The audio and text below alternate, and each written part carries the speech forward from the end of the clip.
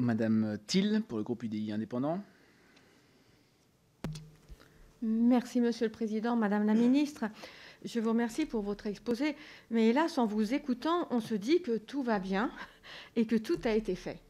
Et pourtant, la détresse des étudiants est là, est réellement là. Comme l'économie, les confinements, couvre-feu auront des conséquences absolument redoutables.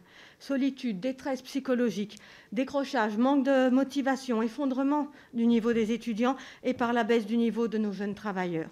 Michel Denneken, président de l'Université de Strasbourg, avait affirmé sur France Info que, je cite, « La détresse morale des étudiants, je continue les guillemets, tuera plus à terme que le virus ». Je ferme les guillemets.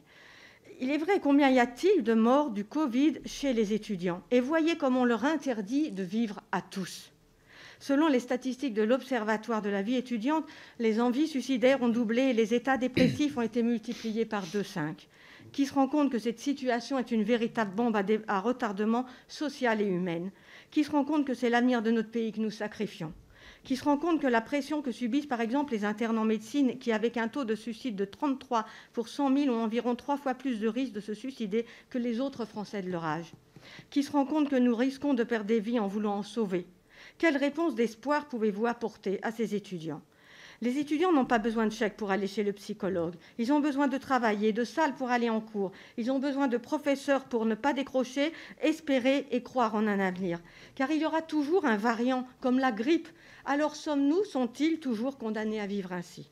Enfin, Madame la Ministre, j'aimerais vous montrer 2 images que voici. La première, c'est celle de l'hémicycle hier pendant les questions au gouvernement, voyez-vous.